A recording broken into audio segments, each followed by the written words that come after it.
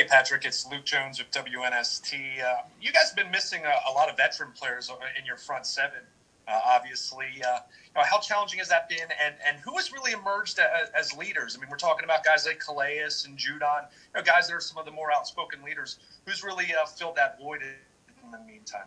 Hi, Luke. It's challenging. When you lose great guys like we did, it's just we always had to focus on the next man up, and that's what the guys came in and did, and guys stepped up and balled. And for leadership standpoint, like everybody came up and became leaders this game. You didn't really see one person stand out. Everybody was together, and I think that's probably the biggest thing going into these next few games is everybody sticking together like we just did through this game. Patrick, this is Jeff Zrebick from The Athletic.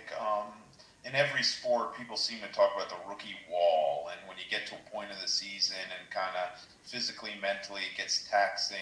Have you experienced that at all in terms of the physical and mental aspect of it? And, have you spoken to anybody that, previous guys who have gone through that? It gets tough every now and then, but at the end of the day, I remember why I'm here. I remember all the stuff that I went through previously before I got here, and that just motivates me every other day. And I hear the talk out there, and I'm the type of person I like to talk. And some people say block out the noise, but I love the noise, and that's what motivates me to be better every day. So it's just come in, like I said, every day and try to get better at what I do, try to help this team get to where they want to be. And that starts at home, studying, coming in here, getting with the players, knowing what we all want to do, and just building, try to take this next step forward. Hey, Patrick, this is Jameson from ESPN. I know you've lost a lot of guys being placed on the reserve COVID list, but over the next few days, you might be getting a lot of these guys back. How excited are you and the team to maybe see a lot of these guys and get a lot of those key guys back on the team? I'm real excited. That's our guys. We wouldn't want to go to war with anybody else. So the sooner they come back, the happier we all going to be as an organization and players and coaches. So when they come back, I can't wait, and let's get this show on the road. Hey, Patrick, it's Ryan Mink from Ravens Media. Looked like you almost got your hand on a ball when you dropped in coverage against the Steelers. How close do you feel like you are to making some more of those plays? Do you feel like you're reading your coverage assignments better as the season goes on? Yeah, I feel like my coverage skills are getting way better. It's just a point that I had to settle down. I got a little rocky in the beginning. Kind of got shook, but, I'm finding my way back, like I said. And, that's a play I should have made, try to one-hand the ball and possibly could have got two on there. The speed of the game was kind of actually happening fast, so saw the ball and tried to just hurry up and grab it and, kind of let it slip out my hands. But, plays like that, they will be made from now on. Patrick, this is Childs at the Baltimore Sun. You guys knew going into the year that this was going to be an abnormal season, but just what have the last 2 weeks been like to live through, and what do you think you'll take from it going forward? It's exciting, to say the most. You got a lot of guys sick, and that sucks for them, personally, and just being around their families. You don't want them to spread that to their families and stuff. So that's why we try to do as best as we can to prevent all this. And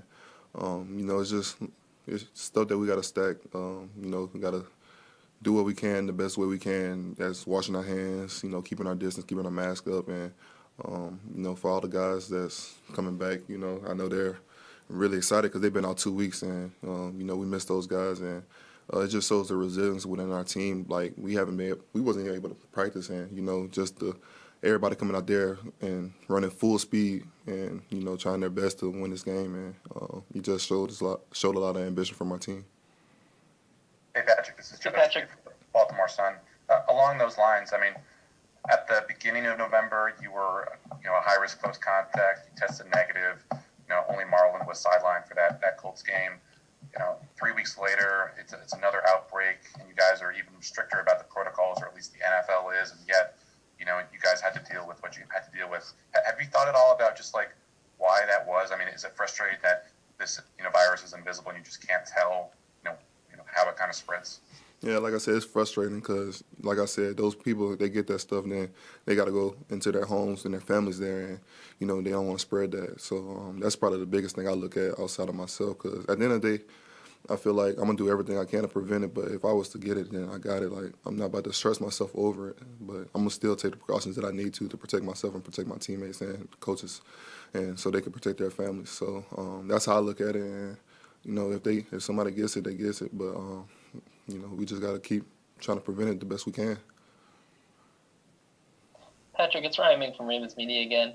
Despite losing 3 straight, is there a feeling in the locker room that you guys can get hot, go on a run down the stretch, and make a playoff run? Of course, this team has no back down mentality, and I love it. The stuff that we talked about in the locker room, like, we all got the same mission in mind, and that's to get down this road, win all these games, go to the playoffs, and get hot, and just become that team that we know we could be. We let some games slip, and we all know that as a team, and we just want to get better from this point on. That's the only thing that's on our mind, is just beating the Cowboys and going on this little streak that we need. Hey, Patrick, this is Aaron Cousins at Penn Live. You mentioned not being able to practice last week and being on the COVID list a couple weeks earlier. Curious for you specifically, how do you train, when you're not allowed to go to the facility? What do you do to stay in shape and condition and all that stuff? It's tough, but you just got to work with what you got, push-ups, sit-ups, jog around the block, whatever you can. It's tough, but the biggest part of me is just, like, not being able to practice and then going into a game and you full contact and you hit somebody. It's like your body goes in shock from not hitting for, like, a week or two. So that's the biggest thing for me. But at the end of the day, like I said, like, our team, we didn't practice, and everybody came out and ran full speed, had heart and grit, and just was determined to try to win that game. And, that's what I love about this team.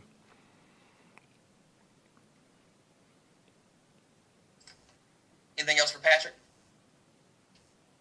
Patrick, we appreciate you joining us today. Thank you so much. Thank y'all.